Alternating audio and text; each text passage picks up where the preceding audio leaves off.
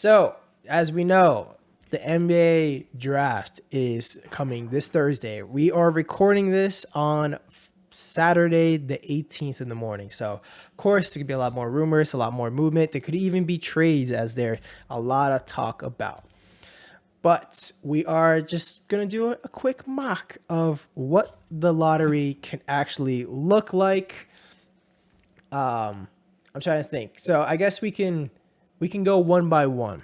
Of we can go. All right. What's your number one pick? What's your number two? And then we can go from there and see how it goes. So I will pose it to you, Jeff. If you are the Orlando Magic on the clock with the number one pick, who are you picking in this draft? Do, do, do, do, Yeah. do, do, do. That's pretty good. It's pretty good. Yeah. If I'm not gonna deviate from what I said earlier, Yeah. in the year on my top three mock, and I think I'm gonna go with Jabari Smith still as the Yeah. number one pick. I love his game, honestly. He is still kind of still, I wouldn't say skinny, but he's not 100% Yeah. big, but he does have an NBA ready body. He's sitting at 6'10", 7'1" wingspan. The dude was shooting 42% from three. I think personally he has an extremely high ceiling in how he plays. I think that he fits with a team where, in this case, the Magic's, a team where he's able to be a small ball five, kind of like an Evan Mobley in my mind. I know that some of the knocks that are out there about him is ball handling, but like truly, like when is he gonna have to use that as Yeah. much? But beyond that, everything else on the court is just like, and these are college sample sizes, but like guy's doing exceptional for what he was able to do in the college game, where he's averaging 17 points, around 8 rebounds, 2 assists, 1 block, 1 steal a game. He's very, very versatile on defense as Yeah. well, and what he does around the rim is something that he needs to work on. Besides Yeah. that, I think the guy is a lock for number one. And then I will even drop Oh, a all right. comp for you. Okay. I think Okay. he's a taller in my mind, because I think this guy, when he came into the league, had the same issues with the ball handling, but it started to get even better. But he looks amazing now. Yeah. I think that he's a taller Paul George. That's my pick for Jabari Smith. Okay. Okay. Very, very interesting. I'm debating on. I feel like our top threes are going to be the same, and I kind of want to touch on all of them. I was gonna say let's actually do our top three first, and then we could go one by one. So do your number two and three, please. Okay, perfect. So then at number two, I have Chet Holmgren going to OKC. Must I say that this is feeling a little bit like a KD situation right now? Really skinny dude going to the same organization that Kevin Durant went to. His dimensions are insane. Where he is, I believe he's 7'1", or he's 7 foot square, I Seven. think. Yeah, 7 foot. Um, um, and his wingspan is around 7'6". Um, I think that this guy, he has he has ultimately, out of the three guys, he might have biggest ceiling out of all of them. But size is always going to be a question for Yeah. this guy, if he can appropriately put on size, because I don't think, unlike Kevin Durant did not come into the league 7 foot, so he was expected and he was looked at to be a small forward. And I know we live in a more um, positionless situation now, but I don't think that his him coming at 7 foot is going to allow for him to just be the small forward on OKC, you know. Yeah. But he can play in a role where he can ball handle a little bit, but he's going to be doing a lot of that small ball five as well too. In my mind, his defense is, I think, his darling part of his game Yeah. as of right now. His stats was a little bit more skewed than the other three guys that I got on the top three because he is playing on Gonzaga, was Yeah. has typically been a perennial NCAA tournament like contender to win it all. So his splits are going to look a little bit different than these other guys, but he also has a good three. Fluid looking shot, just needs to speed it up. It looks like it's going to be a little too slow for in the league if he's going to shoot threes at the level that he was shooting in college. But I got another comp for this guy. A lot of All right. people saying that he actually looks more like Evan Mobley, or even the far drastic side of people saying that he's potentially going to be like a Giannis. But I think that he is more, in my mind, fully fully activated version of what KP is or was. That was my same comparison as well. Same comparison. I completely agree. Then to round up my top three, Paulo Banchero is or Bancaro. Yeah, I'm Banchero. sorry. Yeah. Is coming out of Duke is who I got the Rockets taking. I think that him out of the three, and all of them have their own exceptional reasons why they're in the top three, but him out of the all of the three is ready to be a star, like within 2 years. For Like sure. he could very well be the one that takes the rookie of the year in my Yeah. mind. But I don't think that he has ultimately the same ceiling as these other guys. But I do think that he's going to be amazing in his first couple seasons in the league. Same dimensions as Jabari Smith with a 6'10 height, 7'1 wingspan, 250 pounds. If there isn't anything that is more NBA ready than that, I can't think of any other, right? Yeah. 250 is a weight that LeBron James achieved like in year three, four, or five of his career. So him coming into the league looking like that is amazing. His splits were amazing as well too. He kind of had comparable splits to Jabari Smith, where he had around 17 points per game, 8 rebounds, 3 assists, 1 steal a game, 1 block. Extremely athletic. Shot creation is darling of his game. He has pretty good handles for a guy that big. And my comp for him, although I heard a very interesting one where some people said he reminds me of Yeah. one of New York's finest, Anthony Mason. But I actually think who he looks more like in my mind is actually a 90s guys too. Is Chris Webber is who he looks more like. This day and age with Chris Webber. I like it. I like it. That's so I would actually say that the way you had these top three, this is actually how I think it's gonna end up being, especially from reports. And you see the Orlando Magic talking about. It seems like it's pretty clear they're gonna pick Jabari.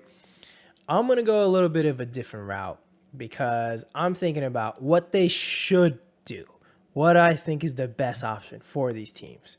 And when I look at the Orlando Magic, you have the number one pick. You gotta swing for the fences, but also like so actually the way I actually rank these guys is more like I actually have Paolo probably having the biggest ceiling. I have Chet like in the middle of like his floor, he's not gonna miss, but then he has some pretty cool upside. And then Jabari is like the floor is so high. If you want to win now, and you want to have a good player in the team, you can't miss with Jabari.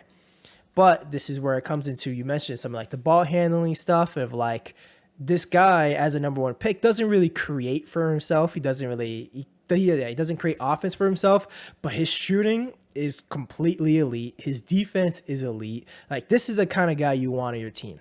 But I'm thinking number one pick though, I gotta go for more ceiling, but I also think about some fit there. And I'm actually going with Chet Holmgren. I mentioned this a little bit before in our last time, but like, man, you got Chet there. What's also surprising and cool is right last year, the Orlando Magic, they drafted Jalen Suggs, who was Jalen Suggs' teammate all throughout high school. Chet Holmgren. This guy has been following Jalen Suggs this entire time. Now Jalen Suggs didn't really perform the greatest, but if you're trying to help him out, trying to give him some familiarity on the team, bring in his boy Chet. This guy is so good on defense. I completely agree on the. I think he's just like a better Porzingis, essentially. Not as tall, but like, man, that guy is lanky, but in a good way. Like I feel like a lot of times you hear lanky, you think about it as a bad thing, but that guy has some crazy arms. He has some crazy like off defensive instincts, and everyone always talks about his weight. That's it. That's if you look at Chet, his biggest downfall is his weight. I don't really see him as a center, but more as a power forward. But at the same time, too, I think like it doesn't really matter if bigs are able to move him a little bit. His arms are just too long, and he's going to be able to block the shots. And you saw a similar thing with Porzingis a lot of the times, and when he was healthy. And then also everyone talks about like, what is he going to do against Embiid? What is he going to do against Jokic? Well, if you really look at it, what does anyone do against them? No one's able to stop these guys. So why are you looking at the highest levels and being like, yeah, this guy's too skinny to do anything against them? No, this guy is so good. I am 100% like on the Chet train, and I just love the pairing if you make him with Jalen Suggs. I thought about that as well. Yeah, I did think about the connection, especially I didn't know about the high school, but I yeah. did know that they both went to Gonzaga, so hmm I did think about that. They won a bunch of national championships in high school together, so like I like the connection together, but it really seems like they're gonna go Jabari. Next, I go for like the guy that I thought has the biggest ceiling in Paulo. And if you really look at Paulo, I was a little bit lower on him when I first saw him, just because you mentioned 6'10", 250, big body. And when you see a big body guy like that in college, like of course that guy dominates. He almost always dominates, like whoever has a giant body like that. But you really look at like, the rest of his game, it's this guy is just so good. And when you look at him as well, of what are the bad parts about his game? People always talk about he disappears at times. Maybe he takes plays off, like and all that stuff. And if you think about it, like who else did they say these kind of things about? He said these kind of things about a guy like Anthony Edwards, and I got burned by that before on that selection of I was pretty low on Anthony Edwards. They say stuff like this about a guy like Jason Tatum coming out of college. So after hearing some stuff like this, especially when guys are coming this high up, I'm not as low on them anymore.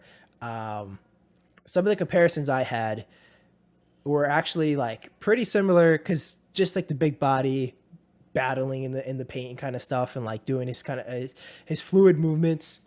I see a little bit of Melo in there. I see a little bit of, I hate to say it, Julius Randle in there. But at the same time, I think about of like Blake Griffin in a sense, but not Clippers Blake Griffin, but more of like Detroit Blake Griffin before he fell off a cliff. But like still super effective, athletic guy. And I think I 100% agree with you when you mentioned that. I think he's going to be able to impact day one and be one of the better players on that team. And I like the fit with OKC. They need everything. And then I have Jabari as number 3. When I look at players too, I want to see something elite. Like what is something they can do today that is extremely elite, You look at Chet, I think it's a lot of his defensive stuff. I look at Paolo, I think a lot of his really probably his size and his NBA ready body. And I look at Jabari Smith, I really look at his 3-point shooting. Like that guy is lights out from three. He's so good. You always want guys that can space the floor. Like I was saying, I think he's gonna be able to fit day one, do some really awesome things. I don't really love the fit with Houston, especially when they just traded Christian Wood and all that stuff. But I think he's easily like the next guy there. And then my comparison was actually kind of just like a better Jaren Jackson Jr. Like I see them doing a lot of the same similar kind of things. And we just saw Jaren Jackson Jr. have an amazing defensive season. Another guy like he's going to do a lot of shooting. You know, he's a really good shooter. I think Jabari is probably even better. And then you got a really good defender. And that's the kind of guy like you can't miss. And I like it this high. Do you want to move on to let's do one by one, because like I said, I think those three guys are the order. I actually think your order is going to be correct, but let's go one by one. So next, number 4 is Sacramento Kings. What do you got, Jeff? All right, for the Sacramento Kings, I got Keegan Murray coming out of Iowa. Has Okay. a wingspan of 6'11" on a 6'8" body frame, 225 pounds. Not too bad of a NBA body Yeah. at that weight. Definitely a very effective at what he does type of player. Why I say that he becomes number 4. Him having the ability to move the pace, I think, is gonna and what he was doing in college is gonna translate very well with Sacramento being alongside Fox, who clearly is one of the fastest guys in the league. Yeah. Sabonis as well.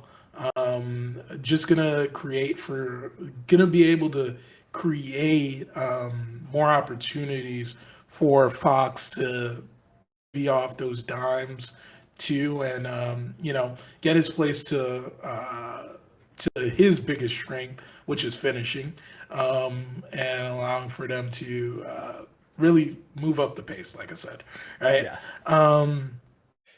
My thing with him is that he needs to work on, and obviously he's not a he's not going to really be asked to do as much of this because they have Fox. But if he could find a way where playmaking becomes a part of his game as well Yeah. too, should be something that he looks into in this first season and his first couple seasons in the league. Another thing as well is his choice of is I don't want to say basketball IQ, but his creation needs some work.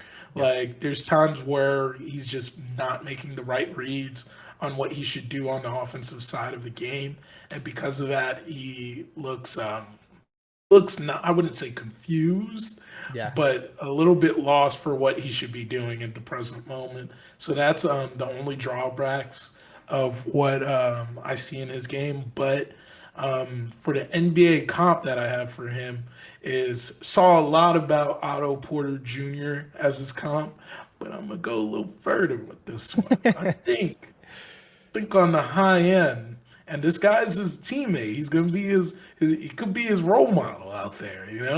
Is a high ceiling Harrison Barnes is what I see him becoming. I like that comparison a lot. I think that's like pretty perfect. I like the Keegan Murray pick here. I would say so. There's a bunch of talk that they're trying to trade this pick and all this stuff. If they keep the pick, I think they're 100% going to pick Keegan Murray. Are they going to keep the pick? Probably not. And this is where I kind of go to the point of if they do not keep this pick, everyone trading for this pick is trading to draft Jaden Ivey. Now, I talked about a 6'4" guard, combo guard more. And when I talk about Jaden Ivey, what I talked about earlier is I want to look for what can this guy do that's elite today. And that is this guy's really as his athleticism and his explosiveness. if he would even play with the Kings. It would be kind of fun to see him and De'Aaron Fox and how fast both those guys are. Problem is, Jaden Ivey has already talked about a bit of he does not want to play for the Sacramento Kings, and which I mean, at the end of the day, who can blame him? But yeah. So with Jaden Ivey, man, this guy is so just athletic. This guy does some crazy stuff. He is surprisingly like a lot of times you kind of don't get this type of player. Like this guy generally goes like one or two in any other draft. But the thing is, he definitely has some hole in his games. He's not the greatest 3-point shooter. He can get a little bit better at, passing and all that stuff, playmaking. He's actually not bad. Like I would not say he's a bad playmaker. And then this biggest swing skill people always talk about is his mid-range shooting. If he can get that, the easy comparisons, which I think I am still going to make because I do kind of see it. And I've seen some clips like side by side of these players together of Jaden Ivey. And he always talks about, he watches a lot of film of Ja Morant. I think that's the comparison there. A lot of people don't love it. Some people do. It's just it's to me, he's like a worse Ja Morant, but since Ja Morant's so good, like you're not missing out on much. And what, Brian? I like that pick. But guess what, Brian? I chose that for my next pick. There you go. So Jaden Ivey, I agree. Yeah. I think that this is actually a more favorable place to potentially get the trade Yeah. for him. I think, and in this is where I said you as a Knicks fan should be happy because I don't think that the Pistons really are in a place where they feel that they need to pick up a guy like Jaden Ivey at this point. And that's really when you look at who's in this top 10, all of the guys that are in the top 10 don't really benefit them as much as the places where they need the most, Yeah. where they have the most weaknesses, right? So because of that, I thought that it made a lot of sense for them to move back to 11. Potentially the Knicks send something else as well. And and then they pick up Jaden Ivey. A lot of what you were saying is some of the things that I thought about him is like the freakish talent. Obviously, the freakish long wingspan as well for a Yes. guy that's 6'4". So I love that when you find that on a guy that's relatively smaller as a guard because he could play a lot bigger, kind of like a guy like a Bruce Brown. I'm not saying that's his NBA Yeah. comp. I'm just saying, but like those type of guys, if you put the right mindset in them, which I think would be very important for having a player in. I know he takes a knock for this, Tom Thibodeau, for not typically Yeah. uh, developing young talent, but I think he could instill that defensive mindset into a guy that already has the predisposition for this type of thing with his own physical attributions, right? They can get the most out of him. But like you said, the guy is exceptional at being an explosive player, having that quick first step, being able to play make, get in transition. All of those things are big parts about his game. But like you mentioned, there is some drawbacks. The decision making definitely he needs to take it to the next level if when he's in the NBA. But luckily enough, that's why you're given a chance to play in the league, to grow and learn Yeah. from others to grow that. So my comps is a little bit different. I did hear some of Yeah. the John Morant comps. I saw some about Victor Oladipo. I was like, oh, I don't know about that. Yeah. But I say for me, my comp, and it's two people, and it could be a blend of both of them. And it may not sound good when you hear it, but Okay. ultimately he takes the best of both of these players in my mind. Is if he is able to to recreate the same type of intensity that Westbrook brings to the game and be able to Yeah. have the flashiness and ability to get to the rim and play make as John Wall. If he's a hybrid of both of those players, that's an exceptional player right there. And I think he has both.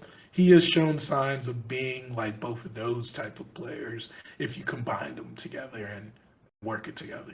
I agree. I think so. I did have the Westbrook thought in there, and I think Westbrook's is a little bit more explosive, but like not too far off. So I do like the comparison. Do you? Oh yeah. So I you did just go for your number five. We kind of swapped here. My number five was Keegan Murray. Like I think Keegan Murray is so good. Like I think he's probably one of the better players. He might have been like the best player in college basketball this year.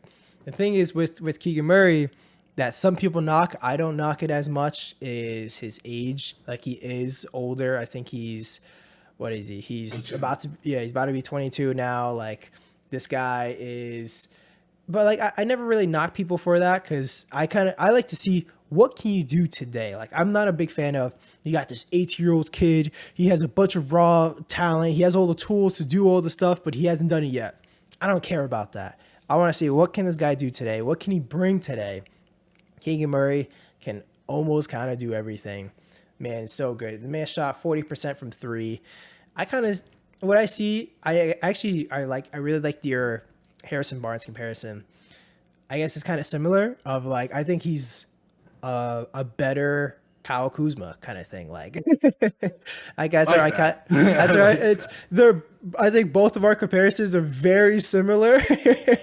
They're kind of like the same guy, just different names. But I think that's kind of gives the listeners more thoughts about like these are the kind of guys we think about when we think about Keegan Murray. Do you want to move next to your number six for Indiana Pacers? Who do you got? Sure. So for Indiana Pacers, I got Benedict Mathurin as their pick coming from Arizona, the star player from Arizona, leading them to that one seed, right? Yeah. So he has the dimensions of 6'6", 6'9" wingspan. It's not crazy. It's That's pretty good. impressive. Yeah. It's just not NBA impressive, but it's definitely he definitely has size on him. I definitely think that you could pair a guy like him. Like if you look at his splits in college as well, he had around 18 points per game, 6 rebounds, 3 assists, 45% from the field, and shooting around 37% from three. I kind of tried to stay away from 3-point percentages in college because they're not Yeah. Yeah. shooting the traditional NBA three, but Very true. still, I do want to bring it up because I think that the reason why I chose him is because of that strength, is his 3-point shooting, and pairing him with Duarte when he comes back healthy. And I don't know if he's still injured, but but I don't even think it was that significant of an injury that he sustained or anything Yeah. when at the end of the season. But him paired with Duarte and now having and I'm trying to blank on his name because he used to be on Sacramento. Tyrese Halliburton. Halliburton. Yeah. Yeah, Halliburton. So pairing them with Halliburton uh, ultimately opens up the offense for them in my mind. Now he has two wings that can effectively get down the court and get into their spots and get you a good shot. Um, I think it's time to also it gives them it's a good fit for them to be okay and go like, you know what, okay, now we can move Malcolm Brogdon and move on to something else, right? Um, and I know because they do have Buddy Healed, that Yeah. does make it a little awkward. But I think Pacers always looked at Buddy Healed as like a chip that they're going to trade at some point. So he fits right into what they're going to need. Um, Hmm. one of his strengths coming out of college as well too is he was a great off-ball type of player. That's going to translate Yep. well into the league. And then one thing that he definitely needs to work on, and it's going to be the reason where he's going to ultimately, if he wants to make the most money and be at a premium in the league, he's going to need to work on his defense. Yep. So he can truly be coined as one of these 3 and D players because these are the guys that are getting paid at a premium in the league nowadays. Yep. So if he could figure that out, I think that he will be a good piece for the Pacers. His NBA comp that I got is I saw online another interesting one was Jason Richardson. I'm not going with Jason Richardson. I'm gonna Okay. go a little bit with like a Ben Gordon. Ben I Gordon like it. is a guy, later in his career. Well, not that late in his career. PNC didn't have that long of a career, but but as he started feeling comfortable in the league, you started to see more of Ben look like a player that can find his own shot, that could, obviously shoot that 3 ball, but also play off the ball as well. And I think it's important as a player if you can find a way where you're effective without the ball in your hand. And Ben Gordon did that a lot well with Heinrich being his point guard. He was on the Bulls. I like that a lot. I really like the Ben Gordon comparison because I also have Benedict Matherin as my number 6 pick as well. I think pretty much I think you covered a lot of the same stuff that I saw when watching him. It's really amazing off ball movement and really good off ball shooting at threes. Like this guy is probably he's one of the guys you would want on your team. Some sneaky athleticism in there. Like sometimes you look at him and like, oh, is he really going to do anything too athletic? And then he has some crazy dunk. And it's like, oh, it's pretty impressive. And then you mentioned about the defense. Would love to see him do a little bit better there. Comparison I had was like a guy that was just on the Pacers that they just traded in Karis LeVert. Like I think he has a little bit in there, but I do like your Ben Gordon pickup there or comparison. Want to move on to number 7 for the Portland Trailblazers. Who do they draft?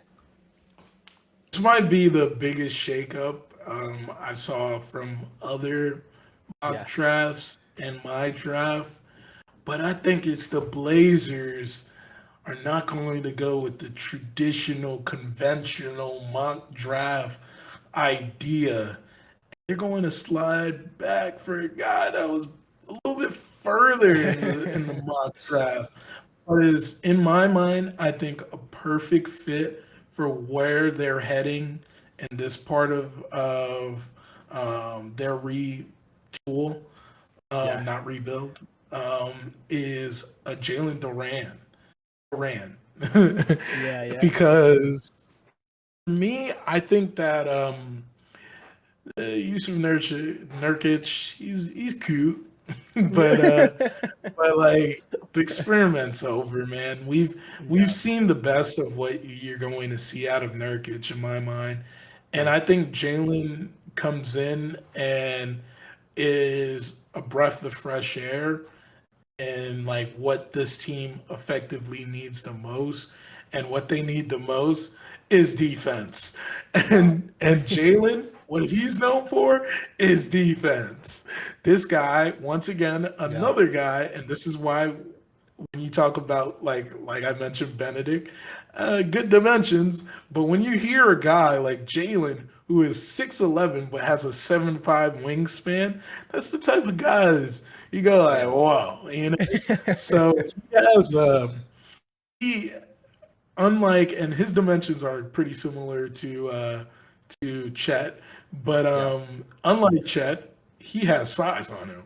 So He does. he's sitting around 250 pounds.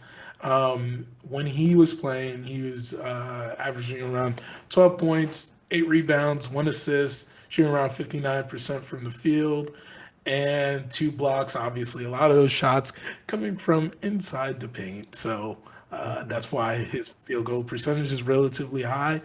But I love the defensive intensity that this guy plays with, the impact that he brings to the game, which is going to alter shots for a lot of teams, which is going to allow for the Blazers to get on transition, get into a position where Freeney, in my mind, I think should be now the primary ball handler.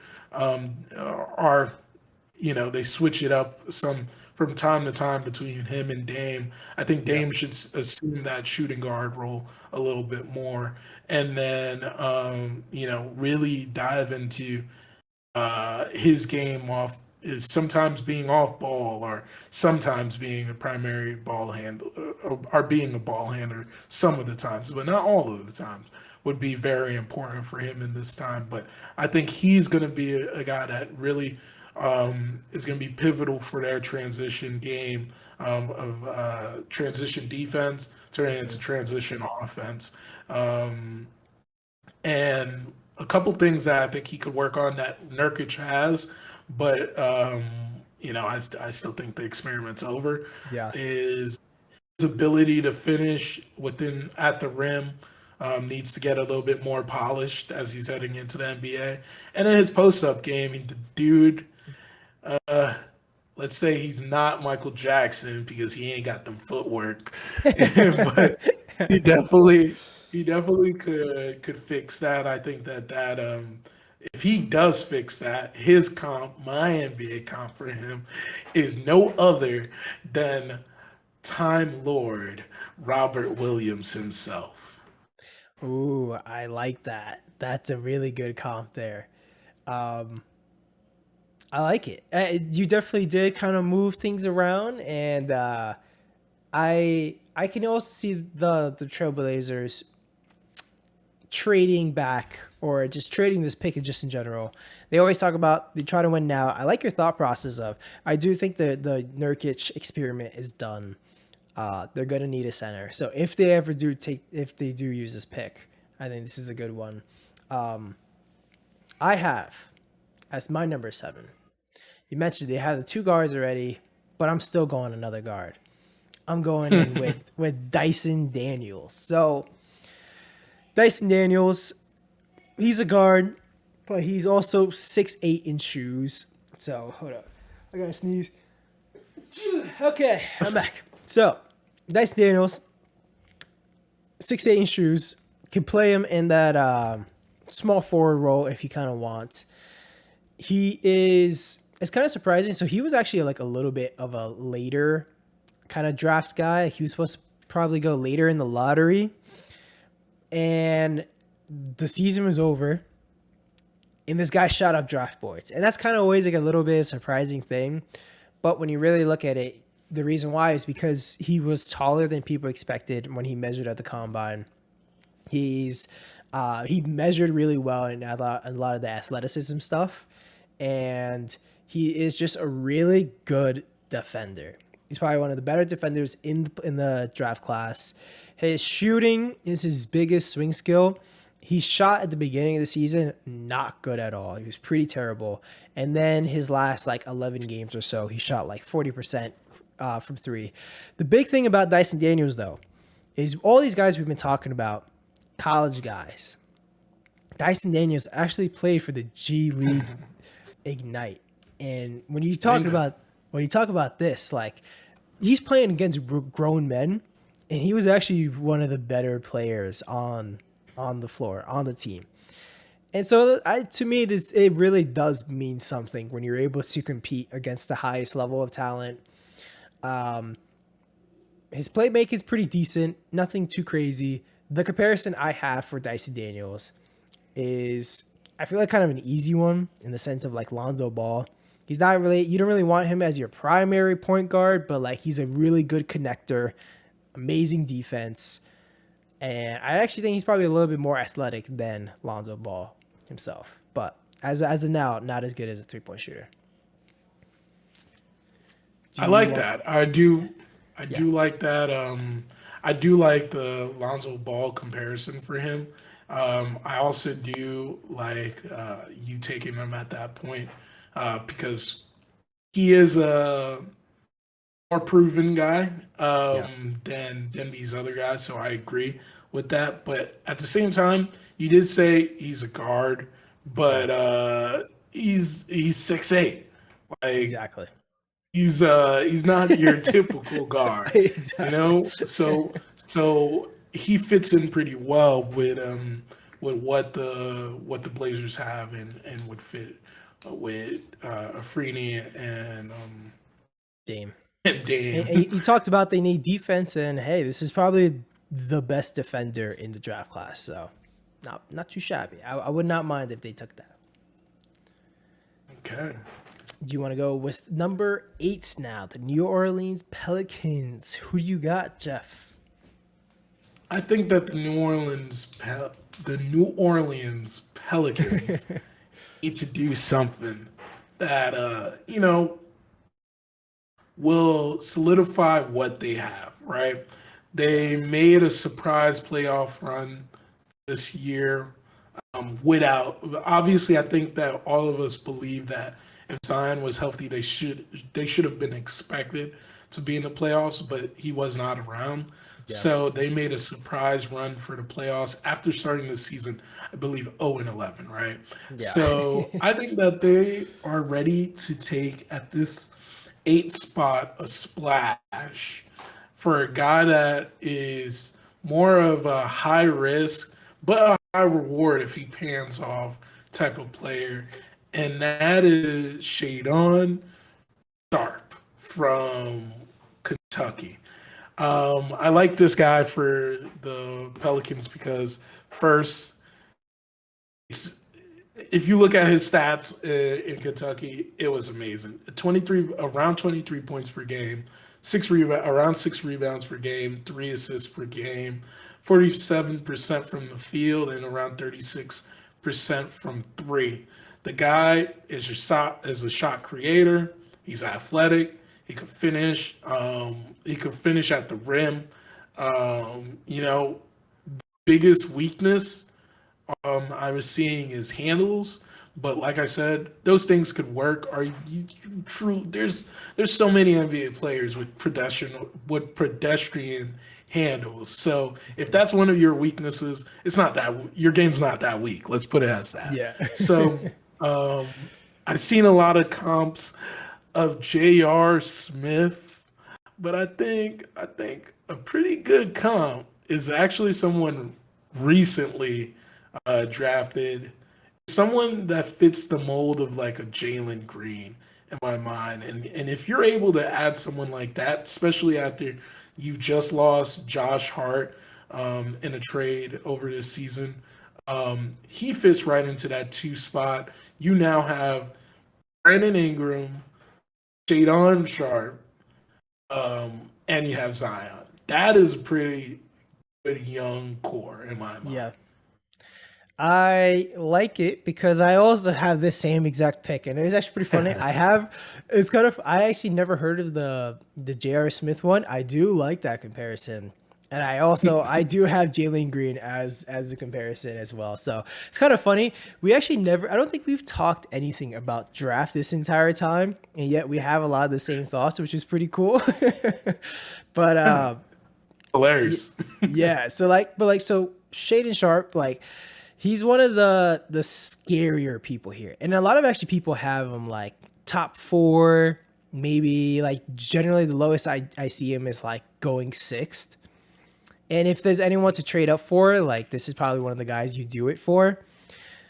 The thing is, this guy scares the living life out of me. He is so scary because unlike the guy I just took last round or the last pick in Dyson Daniels, this guy actually has not competed at a high level. Yeah, he went to Kentucky. He did not play for Kentucky. He did not do anything. This guy has literally just the only tape you can find of him is high school basketball, like High dunking school, on, yeah. yeah, like dunking on like 5'10" kids. Like I do not like a lot of the film that I see of him. I mean, so one, it's this guy has all the tools. He really does. the thing is, I talked about this earlier. When someone has all the tools but hasn't proven much or anything like that, that's what it scares me so much. His shot is really pretty to look at. He is a really good shot maker and even just a shot creator. He does some pretty crazy moves. On defense, like he has the tools, but I see it in these high school games that players are blowing by him. That scares me so much. Apparently, he's just been working out this entire time. He didn't skip college because he was injured. He skipped college because he didn't want to play against those people. He wanted to focus on his game and practice the entire time. He hasn't done anything. And if you really look at this draft class, there's a couple names that if they also didn't play, they would probably be a lottery pick, similar to Shaden Sharp. If you look at Jaden Hardy was consensus like the number one prospect coming out of high school. You have other guys, Patrick Baldwin Jr., who was a lottery pick supposed to be before the season started, and now he's looking like second round pick at most. Like these guys that look great in high school sometimes always don't translate well to the next round. And if those guys did the same things, we'd be looking at like, okay, those guys are lottery picks versus like Shaden Sharp, whoever is on his team advising him, probably did him a lot of luck because he's going to get picked in the lottery. But I think everyone's afraid of this guy. He definitely does have the highest ceiling.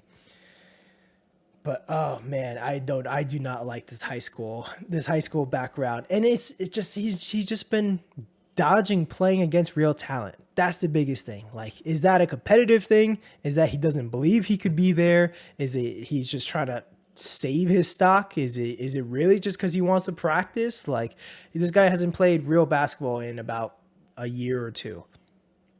Not nice, but we talk about all the good stuff. This guy has it. There's a reason why he's going to be picked probably in the top 10, and he is that good. And workouts, people are saying this guy looks amazing. A lot of scouts are talking about how good he looks in workouts. We'll see what actually ends up happening. He could be probably one of the best players in the drafts, and he could be one of the worst. We don't know. But you are right. Yeah. And that's why I prefaced it with a high risk, high reward exactly. type of situation with this guy. But me, I'm gonna flip the coin on it a little bit on on some of the things that you said, especially about him skipping out on playing with Kentucky, right? Is I think kind of shows a level of maturity to understand I'm not ready for this. Or I'm not ready for that type of talent. So rather than, because granted, look at James Wiseman, and granted it was not for the same reasons, but he had to sit out the whole season, and that didn't affect his stock. He wound up being the number 2 pick. Granted, we see what's happening with him in the league. Injury issues, can't really predict that. Those are always going to happen, right? But I liken it to the same situation of like a Freeney, a Freeney Simmons. Is that a guy coming out of high school, took the year off, and then bettered his game, and then was picked by the Blazers. Blazers had the whole intention of understanding that this guy's going to need to take some time to develop. But I think Sharp has a lot more in the tank and talent-wise than a Freeney did when he was in high school, leaving high school, that will translate a lot quicker or faster than it would take for Simmons when he was taking his time to do it. So I do think that if they choose him at this pick, got a good one, but there is room for reservation, right? So, it's funny you bring up like with Simons of like his dad. Recently, I was hearing on a podcast that like someone that was close to the team was like talking to him, and even his dad was like, I did not know you're going to be this good. Like, I knew you're going to be good, but like this good, I did not see this at all. And I wonder if that's also a product of him just working out every day next to Dame. And I even think about someone like Jordan Poole. Like, I'm sure a lot of his reason of why he's so good now is because he's working out with two of the best shooters in probably NBA history, and Klay Thompson and Steph Curry. Like, that has to count for something. If he goes to the Pelicans, I do like the leadership of CJ that he would be with. I would say that I forgot about CJ. That's what it was. That's But what, still, I forgot that CJ. But you know what? Then yeah, that's even better. yeah, Better incubate. He has a better incubation period to get better, learn from who's around him, come off the bench. Same in my mind, like you mentioned those guys, but yeah, similar in my mind as a guy like Cam Thomas. Cam Thomas yeah, arguably is learning from three of the best yeah, players ever have learned from, and I'm not counting Ben Simmons. I mean, I yeah, meant when James Harden was there, he really did respect yeah, James Harden as well. But now he has Kyrie and Katie as well to learn from as well too.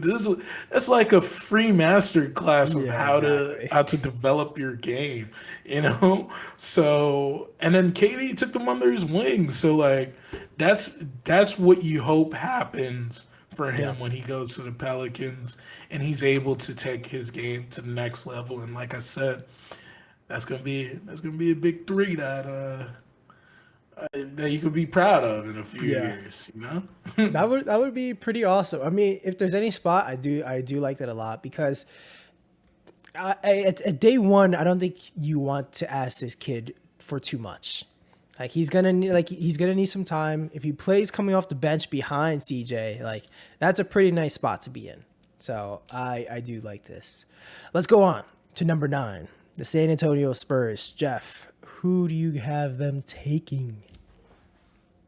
I don't know if I wasn't seeing this a lot in other mocks, but I think somebody that I got for the Spurs at this ninth pick is AJ Griffin from Duke. I like it. Before I even go into it, the reason why I'm saying I like this guy, and I've always thought that this guy in the league, if he was in the league probably 5, 10 years earlier, he would be with Pop, is Buddy Hield. And he Mm, gives me a lot of Buddy Hield type vibes when I see him play. The 3-point shooting, the finishing, obviously, still, and I think Buddy Hield still has um, still when he got into the league, he still had some room to grow as a defender.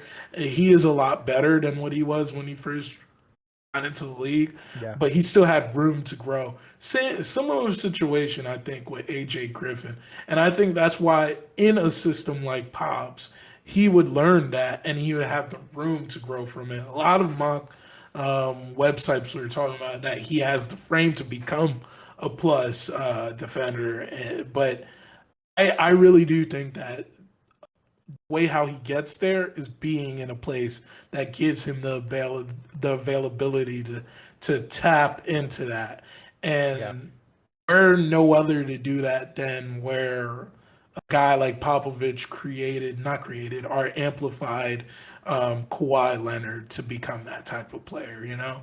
So I think that could happen, and I know they've been striking out on guys yeah. lately, so I hope it works. But I saw some NBA comps.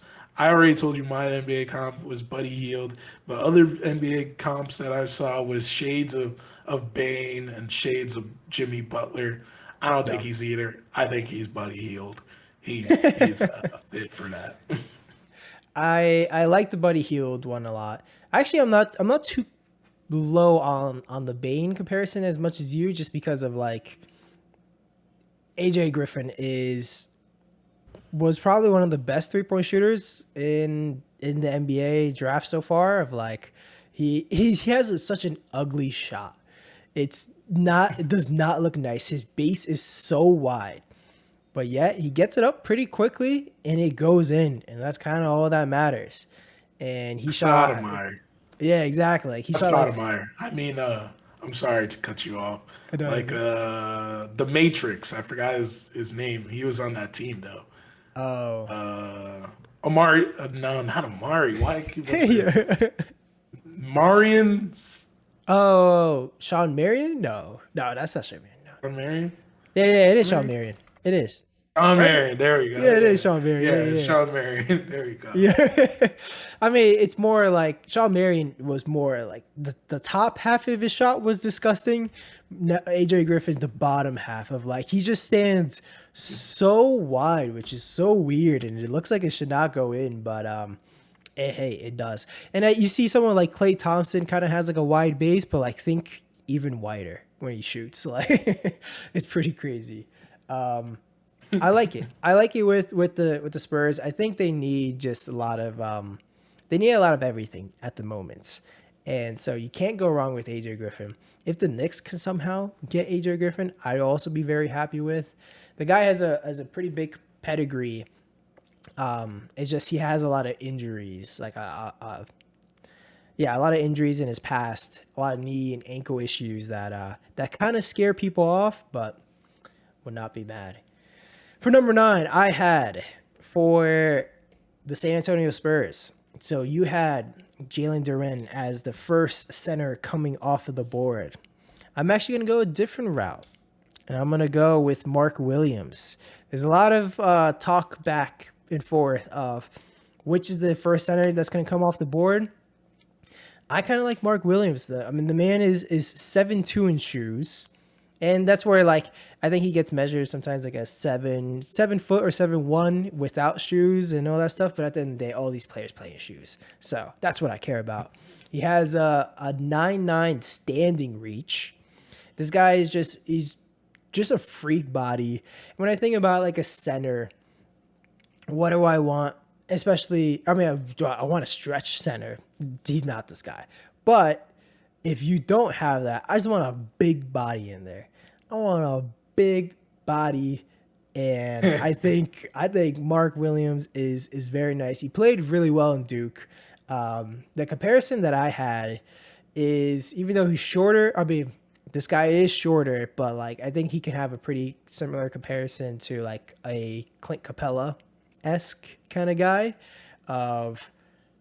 And I think it fits pretty well for the Spurs who don't. I mean, they have Jakob Poeltl. Do they still have Jakob Poeltl? Did they trade him? I don't remember. I believe they still have Falcon Porter. Yeah, but like at the end of the day, I still I like the Mark Williams. I think him and DeJounte Murray can fit pretty well. I'd say reason why I push back on it getting another center is because they brought in Zach Collins. Yep. And terrible.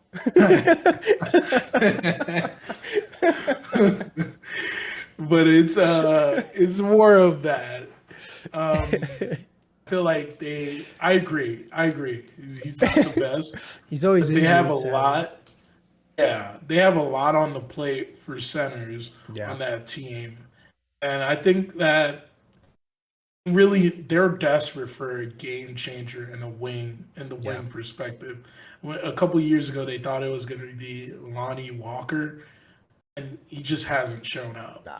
So I really felt that this would be a good time to look at someone like an AJ Griffin and then develop him. Yeah. What got you to this point, you know? I know I made the comparison all the way earlier in the segments is that they had quasi stars. Make this guy one of your quasi stars, you know, and then hope one day you get that generational talent again, you know? Yeah. Yeah, I do like it. I do like it so much that you'll hear from me very soon with AJ Griffin. But who do you have at number 10 for the Washington Wizards? Number 10. I got Jeremy Sochan. Sohan. Right. It goes to Sohan. Yeah, it does not look like Sohan, but so I apologize. But I'm not gonna lie. At the end of his draft, it started getting a little bit harder for me Yeah. to find as much information for which guys that I wanted at this point. But Sohan uh, fits right into, I think, the prototype of player that Yeah. they want on the wings, or even for bigs. He's not that big, but like he fits right into like having a partner with Rui for Yeah. their team. He's around 6'9", 7 foot wingspan. So once again, that's another one of those guys where you look at like, wow, like he could guard centers Yeah. because of that wingspan, right? So he played for Baylor. In his time in Baylor, he didn't really have impressive numbers, but things that stood out is the things that stood out about Rory. And I always love to see when a player has more upside on the defensive side, Yeah. because you can always try to teach them how to be more offensively sounded in the league. So his game, I think, translates very, very, very well having someone like Ruri and Beal to play off of, Yeah. and Kuzma, and all of these guys that they have on their team. Like I think he fits right into the mold of what the Wizards typically go after, and then um, um, Unsell, believe that's their coach's last Yeah. name. Hmm. Unsell would be able to develop with this team. His comparison, um, his comparison was like hard for me to pick Yeah. one, but I think I saw some about Boris Diaw, and I was like, No. Boris Diaw, like. I don't know about that, but Yeah. I think my best comparison is that becomes someone like a poor man's Aaron Gordon is what I see him as being. I like it. I like it. I actually, so I don't have Sohan in my lottery, which is kind of like a hot take because a lot of people do have him there, and I can see him even being taken because this guy, like you mentioned, he is just that guy on defense. Like I did mention that what's his face? Dyson Daniels is probably the best defender in the draft. I'd actually take this back. It is Jeremy Sohan. Um, Dyson Daniels is the best guard defender, but Sohan is he's so good. He's all about the hustle. You love watching this guy play. Um, the biggest thing, if this guy can get a 3-point shot, like, all right, now we're talking. This is a great guy. This is a guy you would take in probably in the top 5 if you could. But that's where I kind of always scares me, like I mentioned, of I hate betting on, oh, if this guy does this. Like, no, I want to see what does he do today. He can, if he just comes in today, just a defensive guy, you like that, but that's not he can't fit on every single team. He can't fit on a championship team. So definitely in a couple years, like if he's able to develop that shot, he'd probably be one of the better players in this draft. We kind of brought him up a little bit earlier of like it's not really the greatest fit because like you're saying, it's kind of hard to get fits for these guys, but you remind me of like you mentioned the Matrix, Sean Marion. If you have Sean Marion without a shot, I like Sohan there. Like that's I can kind of see that. But I actually did have AJ Griffin as number 10 of I kind of like of I they don't need as much like big guys because you have Porzingis on the team too. You have like you mentioned Rui. You have all these guys Kuzma. He kind of needs some more shooting. AJ Griffin is just that guy. He kind of slots into kind of any team just because of how good he is as a shooter. Um, we touched on him a decent amount already. So let's go on to number 11 for the New York Knicks. Jeff, don't do me dirty here. Who do you got? So I already said that they traded this pick. Oh, yes, So yes, yes. in Yes. the Okay. in the effort in the effort that they do trade this pick, Yeah. um, who I got the Pistons picking Yes, this yes. pick is someone that you've said earlier, and I'm not gonna go harp on him anymore Yeah. beyond what you said. Is Dyson Daniels definitely a pretty good? I always feel like 10 to 14 is really the where you can Yeah. have those experimental guys, the most of the experimental guys come in and then wind up being like some of the best guys that get drafted Yeah. in the draft. And I think Dyson Daniels is definitely one of those guys you could have in that situation. Fits right into what I think would work well with Cade. Is kind of like what Shea has um, in OKC. Yeah.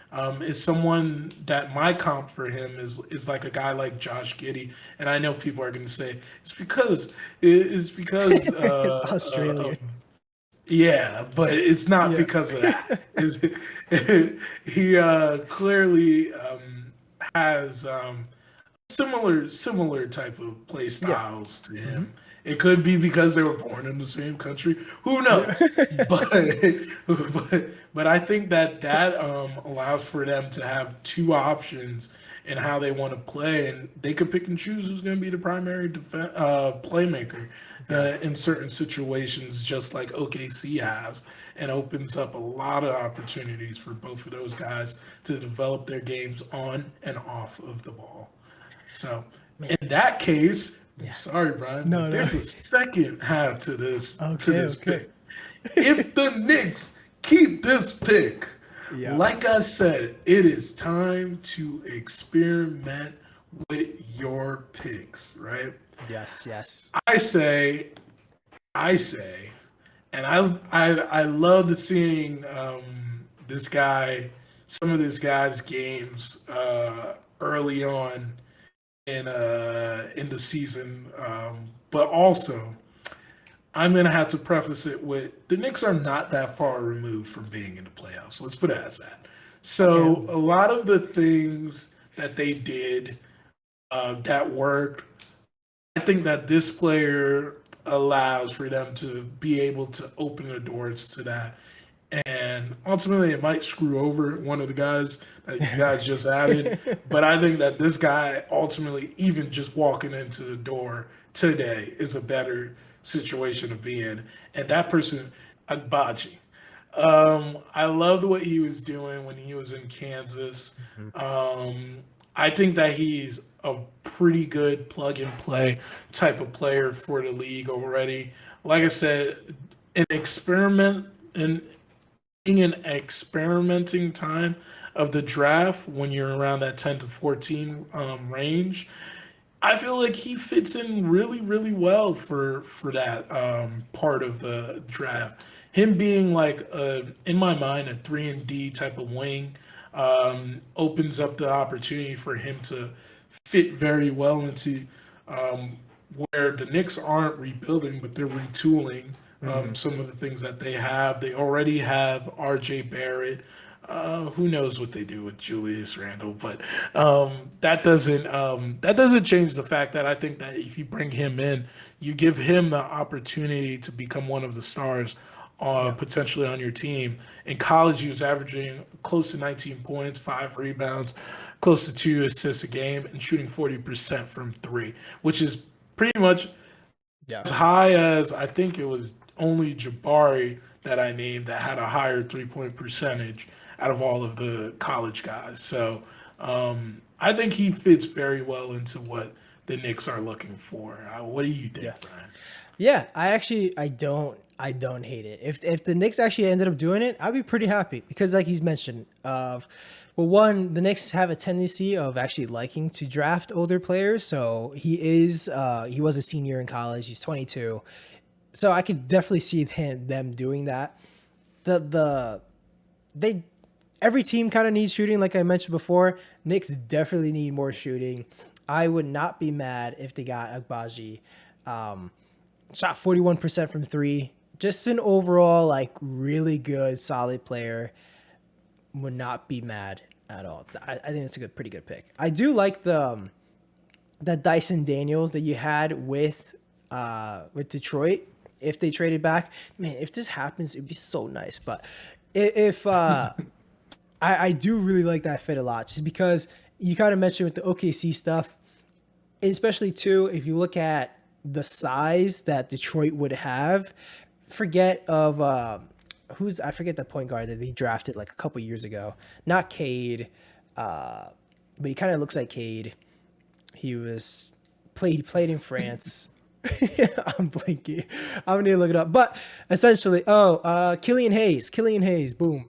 Okay, okay. Killian Hayes. I think the Killian Hayes experiment's over. Like that guy is not very good. But Yeah.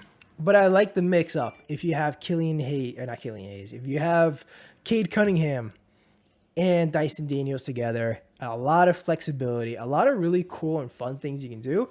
That's just like you go against essentially almost 2'6'8" guys like that. That is pretty legit. I mean, Cade is a little bit shorter, but still, that is I like that. I like that fit a lot. I have for number 10. Not gonna harp on it too much. Actually, wait, no, number 11. Sorry, number 11 actually for the New York Knicks. So I would hope they trade up and pick Jaden Ivey. But if they do not, the other player I would like them to pick is a Johnny Davis, 6'4" guard.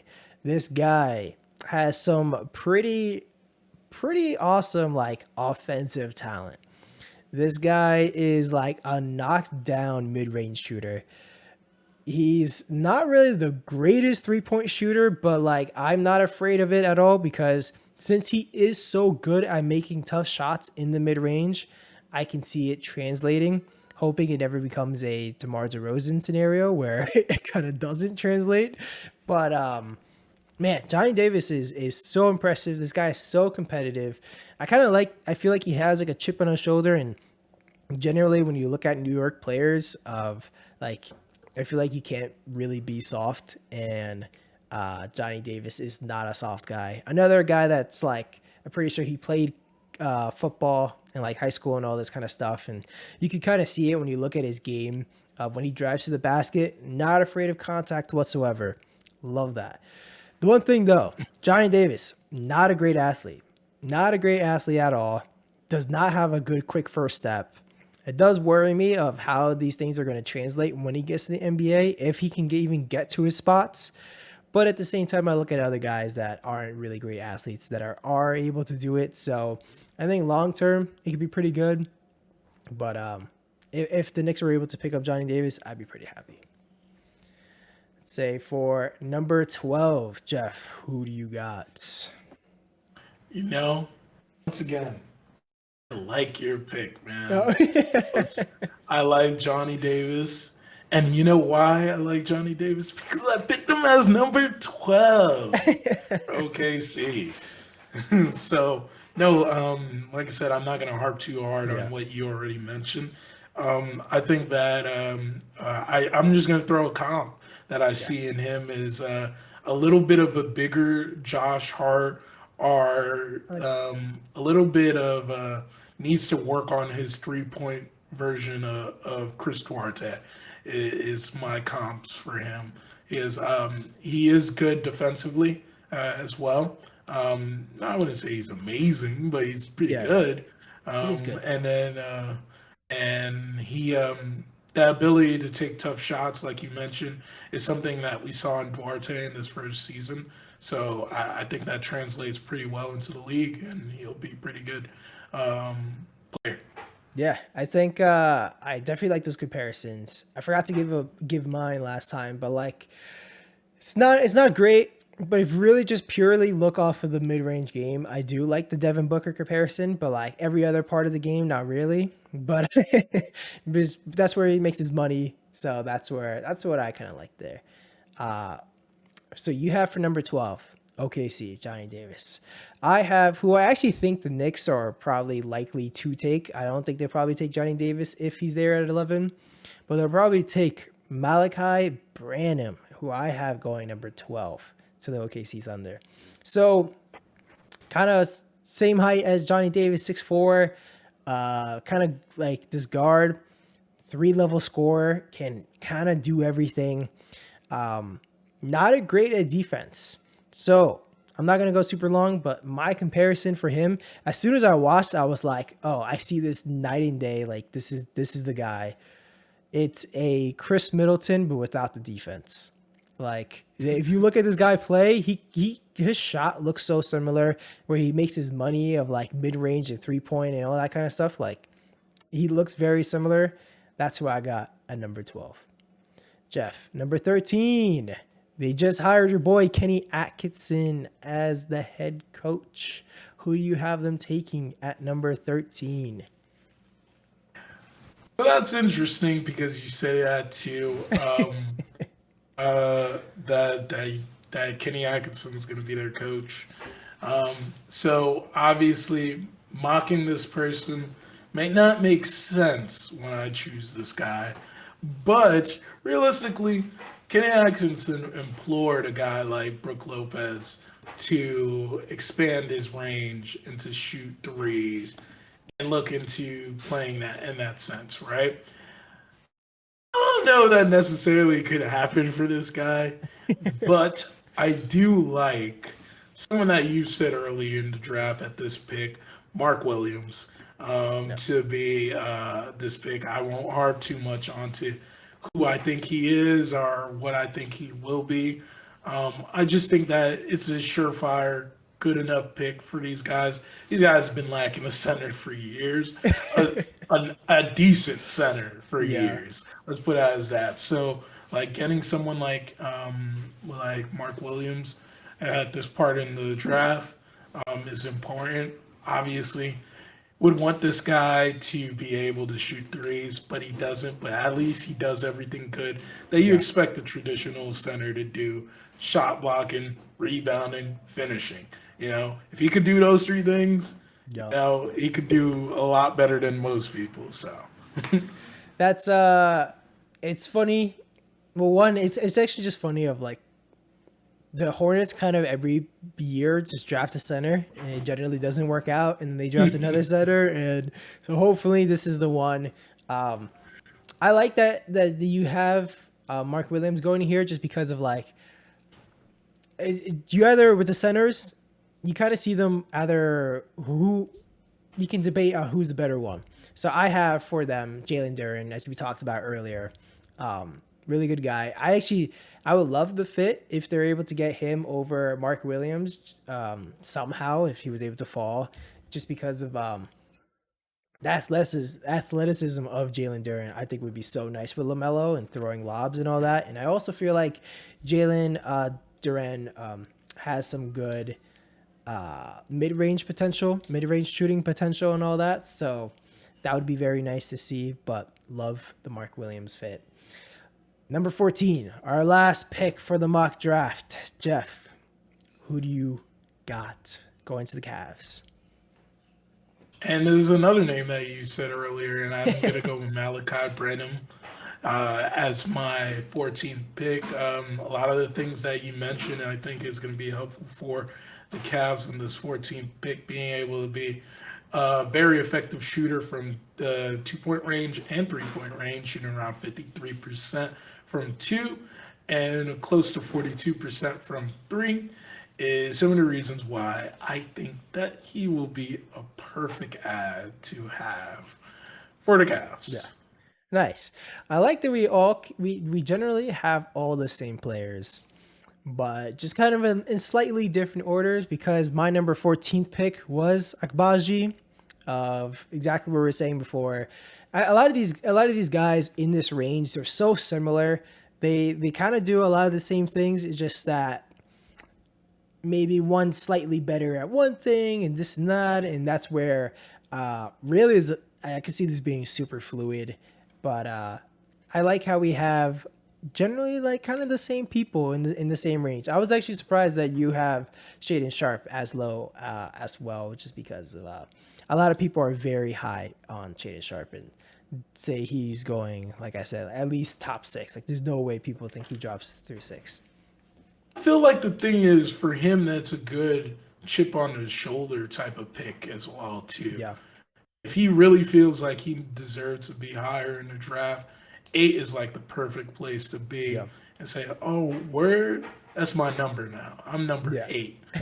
Like Draymond with 30. What is he? 35? Something like that. Draymond has 35.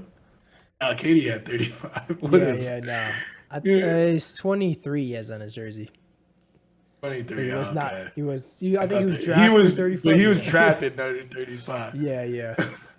I thought he was one of those guys that had the inspirational number Yeah. thing. There was someone that had a 00 and said Aaron something about Gordon. it's. There you I go. remember that was literally the first thought of Aaron Gordon was like, that's how I want people's eyes to be when they see me dunk, like 00s, like wide open. Aaron Gordon, that guy. Oh God. Do you want to move on? So, I want to finish off as like to all the listeners. I hope this has been pretty like informative. Let you know how this draft actually goes, or like how a lot of these players are. If you haven't been following, I want to see how close we are to things actually happening. There's always a surprise every draft, so I'm excited next week to go over how things actually turn out. Let's do the weekly recap real quick because we are 2 hours and 20 minutes in so far. So, weekly recap. I mentioned it a little bit earlier. The Rockets are trading their Christian Wood. Christian Wood, I don't know why I said their Christian Wood, but Christian Wood they're trading to the Mavericks for Boban, Sterling Brown, Trey Burke, Marquise Chris, who actually just had surgery, and the number 26 pick in this draft. Jeff, what do you think about this trade? Plus for the Mavs, but it's not like it's a huge negative for the Rockets either. The Rockets were already seeing issues with within the locker room with Christian Wood. A lot of people has liked to for has liked to have forgotten the issues that were happening in Yeah. the midway point of the season with the Rockets locker room, and Christian Wood was one of those issues. So being able to get away from that guy um, is big for them. But I think it's important for the Mavs as well too, because now he's going to be in a situation where that's not going to be tolerated because it's not as young of a core for him to do something Yeah. to that level. Obviously, it wasn't like he was physical or anything. He's Yeah. not this other guy. I was throwing sandwiches on the Cavs. I forgot his name. He's Who's on the also on the Rockets. same team, Kevin Porter Jr. Yeah, Kevin Porter Jr. Yep, that's who I was thinking of. So like, it's not like he was out here throwing sandwiches, but but him being on the Mavs is going to give him a place where he could showcase to the world Yeah. his talent, him, or as he would say to Shaq, the casuals, you know, being able to show the casuals what truly he can do is very important, I think, and I think is really good for his career. And I think both teams win in respectively in different ways. Yeah. So with Christian Wood going to the Mavs, I think it's actually a huge win. I think Christian Wood is very underrated. This guy is a very, very good player. I think what was it at the beginning of this season? He was looking like probably he was looking fantastic. He was looking as one of the better players like in the NBA just in general. The problem with Christian Wood does get injured a decent amount throughout his entire career. This has been happening. So I'm interested to see how that works out. Especially he's not going to have as big of a load on his back, especially with like Luka there. The I understand why the Rockets are doing this. Like you mentioned, they just want to create more room for the rest of their team. The rest of their young guys, they want to give playing time for them. The only thing is, like, I wish the Rockets got some more because, like I said, I feel essentially this trade is Christian Wood for the number 26 pick. Because Boban, isn't playing. Sterling Brown, Trey Burke, Marquise Chris, all these guys are just throw-ins to make their salary filler. So it's really essentially Christian Wood for the 26 pick. And I think Christian Wood is worth way more than the 26 pick. I would at least say like 2 first-round picks. So that's where I feel like the Rockets kind of got the short end of the stick, but I'm sure they could have traded him when his value was higher. So it's kind of sad to see it be this low, but gigantic win for the Mavericks going forward. I still, the reason why I said that I Yeah, think they both won is I think that it's a addition by subtraction. yeah, One of your boys, Shingun, now has an yes, opportunity love to it. really shine with Christian Wood not being there. Who knows what they do with the 26th pick, like you said, Yeah, but it really does open the door for allowing for him to step up, or maybe that's what they already know. yeah, We've seen it in other sports. We see it in basketball all the time, where a team feels like that young guy is ready to grow, and you don't want to have impediments put up in front of him. And if Christian Wood's playing the way he plays, it's going to make it hard for Shangoon to yeah. go out there and play at the level he wants to play. Oh man, Shengun is gonna do so well now. I'm very excited. I'm very high on Shengun. See what ends up happening next. I have the Blazers, which we kind of were just talking about in this draft. They're looking to trade. They wish to trade the 12th pick or the 7th pick for Lou Dort and the 12th pick. So that's one of the rumors Duh. going around right now. What do you think about that? Oh, I love my Haitian brother and Lou Duh. but no, I like that for the Blazers. Yeah. It definitely is speaking to what I already said, their weakness. Yes. Um, defense. I think that they need to prioritize getting the defensively minded players on this team, and then teach them how to fit into some Definitely. offensive scheme that they use. Right, Ludor is one of those guys you don't need to teach him how to play offense. He actually knows how to Yes. do it. So I like that if they do wind up doing that trade. But I still got Jalen, man. I still got Jalen. All right, all right. Let's. The next is that the Hawks, Pistons, and Raptors are the favorites right now to sign DeAndre Ayton. Where do you think he ends up going? Wait, what was the teams again? The Hawks, the Pistons, and the Raptors. Aren't the Raptors over cap? They have to I be believe. signing trade. I mean, yeah, they're all going to be signing trades. There's no way that the Suns are letting DeAndre Ayton just completely walk. So they're going to match whatever it is and then just do a sign and trade. I guess most intriguing fit is Raptors. Most to give is Hawks. Mm-hmm. Um, I don't understand why they're in the conversation out of the three. Is the Pistons, and Yeah, that's how I put it. I think So that's I think very fair. Raptors. I think Raptors. I think that's very fair. Well, one, the Raptors would be awesome if they're able to do that. The Hawks would be kind of interesting if somehow the Suns wanted to trade like Clint Capella and like swap Clint Capella and DeAndre Ayton and something else. See what ends up happening. Lastly, James Harden. There's a report that he's expected to sign a short-term deal. We were just talking about this last week, but a short-term deal with the 76ers. What do you think, Jeff? Good. The Nets should be looking at that and go like, "You see that, Kyrie? You Yeah. see that, Kyrie? See that, man? He taking less. He's taking Yeah. less years, bro." But no, I realistically think that you should still give them the money that they're owed, like Hmm. a fair value, marketplace value. Yeah. But if you could convince them to take shorter contracts, to win for both teams. I Yeah. know that was not a question, but I'm tying them together, and Yeah. I think if both of those guys shorter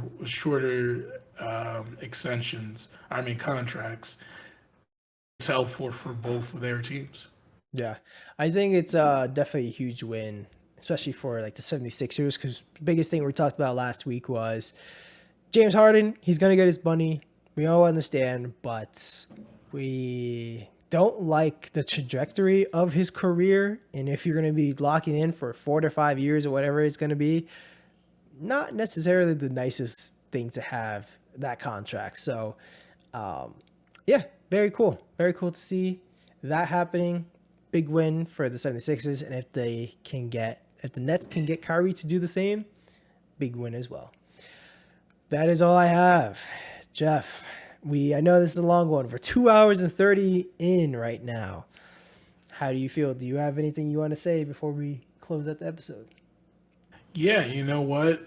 We haven't had a real long episode like this in a long time. Yeah. But obviously, for obvious reasons, we mocked the draft, Yes. the first 14 picks. We wanted to go in depth. I think, Brian, probably would be very advantageous of us to potentially even if listeners, if you guys like this idea, we could section out each part, the finals recap that we gave and final thoughts, and then the mock draft, and make that its own special to the side of it, and add that on to how we break out both of these. So, but I think that's all I got. I like that idea. I was definitely thinking about like this episode is gonna need clips at least. So even if we just start off of like separating the two parts, I think that's a very good thing, especially if we wanted to drop one on Monday. Oh man, I was about to sneeze and it stopped. If we dropped one on Monday and maybe another one on Tuesday or Wednesday, I think that's the move. But yeah, no, this has been another fun one. I'm always more than happy to go super overtime when we're talking about the draft, and especially we have to talk about the finals. So I think this is a very necessary long episode. But listeners, let us know what you think. Really appreciate it. Jeff, anything else? Okay. One last question for you, Brian. What's up? Way too early. You're way too early for NBA 2013 predictions. What is it? You mean 23? You said 2013, but yeah. 23. I think I've been pretty honest about this, and I don't think I'm gonna move my prediction, but I think I am very high on the Nets. If the Nets, especially the Ben Simmons thing, if Ben Simmons is healthy, man, I think that team is just so good. And I thought Ben Simmons was the perfect fit. Just did not come back this year. I don't know what's happening with his back. Hopefully he's all healthy. If health permits, I think the Nets win it all next year. And maybe you got a Nets Warriors finals. What do you think? You know what? I got a prediction too, man. I got a prediction that I'm going to be riding out on what is it called? The Mall of Americas, is that what it's called? The Boulevard where New York teams do their parade. I think I'm gonna be there. I think I'm gonna be inebriated. I think I'm gonna be wearing a Nets jersey, and I think I'm gonna be happy that day. Yeah. So that's my way too early prediction as well. Obviously, like you said, if health permits, if they're able to put everything together, if they're able to have a sound off season, I think that we are potentially looking at a showdown of the Warriors and the Nets, and hopefully KD could reclaim his legacy. Yeah, it'll. I mean, the East. I mean, we talked about it a lot this season. It's a lot of, especially with the Celtics being as good as they were this year. They still have the Bucks to go through. I'm sure even the Raptors, I feel like, are going to be better next year. Like, the East is going to be very tough, and then you have my Knicks, like, probably a play-in. So, and that's probably get to play in and then lose in the play-in. So, okay, Brian, we're gonna be at the parade together, man. We still gonna enjoy it, man. I don't know. I'll feel a little bit sad, but I'll be there. New York won. New York won something. That's all Yeah. that matters. That's I'll be thinking about the alternate timeline of if KD and Kyrie ever went to the Knicks and be like, damn, this could have been me. oh But yeah. man. All right. Yeah, this has been a fun one. This has been episode 33